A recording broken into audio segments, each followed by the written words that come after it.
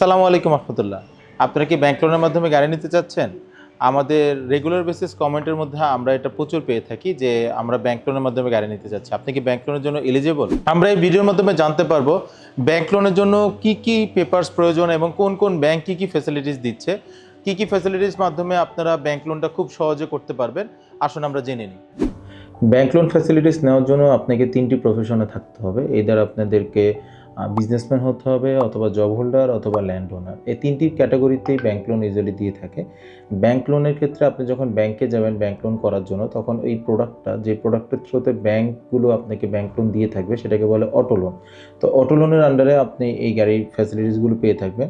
বাংলাদেশ ব্যাংকের নিয়ম অনুসারে অটো লোন হচ্ছে যখন আপনি এলিজিবল হবেন তখন আপনাকে হাইব্রিড গাড়িগুলোর ক্ষেত্রে 70% পর্যন্ত অটো লোন দেওয়া হয় এবং নন হাইব্রিড গাড়িগুলোর ক্ষেত্রে 60% ব্যাংক লোন দেওয়া হয়।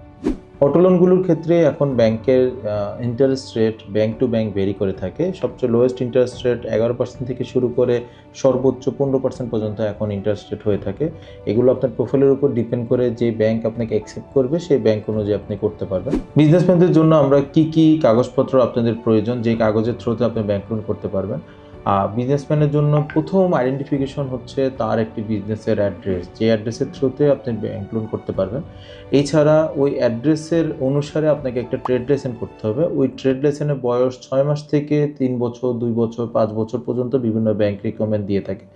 এছাড়াও আপনাকে ব্যাংক স্টেটমেন্ট লাগবে, বিগত 1 বছরের ব্যাংক স্টেটমেন্ট আপনাকে দিতে হবে। সেই লেনদেনের অনুসারে আপনাকে ব্যাংক লোন ফ্যাসিলিটিস দিবে। সো ওই স্টেটমেন্ট আপনার কোনো কোনো ব্যাংক 6 মাস চায়, কোনো কোনো ব্যাংক 1 বছর, কোনো কোনো ব্যাংক 2 বছর পর্যন্ত আপনাকে চেয়ে থাকে। এছাড়া হচ্ছে আপনার যে এই তিনটাকে আপনার থাকতে হবে এবং রিটার্ন দেওয়া থাকতে হবে। আপনার যে এই আপনার আছে সেটা রিটার্ন দিতে হবে। এছাড়া আপনার পাসপোর্ট সাইজ ছবি লাগবে, কিছু ফর্মে সিগনেচার লাগবে। হ্যাঁ, এই ছাড়াও আপনার আরও কিছু ডকুমেন্টেশন লাগতে পারে। আপনার বাসার ঠিকানার বিদ্যুৎ বিলের কপি, আপনার নমিনির ছবি, অথবা একজন গ্যারান্টর লাগতে পারে। তো এই হচ্ছে একজন বিজনেসম্যানের ক্ষেত্রে এই টোটাল প্রসিডিউরের মাধ্যমে আপনি একটা ব্যাংক লোন করতে পারবেন, যে অটো লোনের মাধ্যমে। এছাড়াও যদি অটো লোনের 70% যদি আপনার কাভার না করে, সেক্ষেত্রে যদি আপনি এলিজিবল হয়ে থাকেন, সেক্ষেত্রে পার্সোনাল লোন কিছু দিয়েও সেটা 80-90% পর্যন্ত ব্যাংক লোন করে দেওয়া সম্ভব। আচ্ছা, সেকেন্ড পার্ট, আমরা জব হোল্ডারদের ক্ষেত্রে কি কি কাগজপত্র লাগতে পারে। জব হোল্ডারের ক্ষেত্রে খুবই ইজি প্রসেস। আপনি যে কোম্পানিতে জব করে থাকেন সেই জব স্যালারি সার্টিফিকেট লাগবে। এছাড়া আপনার যে স্যালারি সার্টিফিকেটের আন্ডারে যে অ্যাকাউন্টে আপনার টাকাটা ঢুকে থাকে সেই স্যালারি স্টেটমেন্টটা লাগবে এবং আপনার পার্সোনাল একটা স্টেটমেন্ট লাগবে। এছাড়াও এনআইডি, টিনের রিটার্ন, হ্যাঁ, এগুলো লাগতেছে, একজন নমিনি লাগতেছে, ছবি লাগতেছে এবং বিভিন্ন ফর্ম আছে। এই ফর্মগুলো ফিল আপ করে সিগনেচার করলে আপনি এলিজিবল হয়ে যাবেন ব্যাংক লোনের জন্য। আপনি যদি জব হোল্ডার থেকে থাকেন সেক্ষেত্রে মিনিমাম আপনাকে 40,000 টাকা স্যালারি পার মান্থ উইথড্র করতে হবে। 40,000 টাকা স্যালারি উইথড্র করলে আমরা বিভিন্ন ব্যাংক থেকে আপনাকে ব্যাংক লোন ফ্যাসিলিটিস করে দিতে পারবো ইনশাআল্লাহ। ল্যান্ডলর্ডের ক্ষেত্রে ব্যাংকরা খুবই স্বাচ্ছন্দ্য ফিল করে ব্যাংক লোন দেওয়ার জন্য। তো ল্যান্ডলর্ডের ক্ষেত্রে যে রেন্টাল ইনকামটা আসে সেটার মাধ্যমে ব্যাংক লোনগুলো দিয়ে থাকবে, আপনাকে অটো লোনটা দিয়ে থাকবে।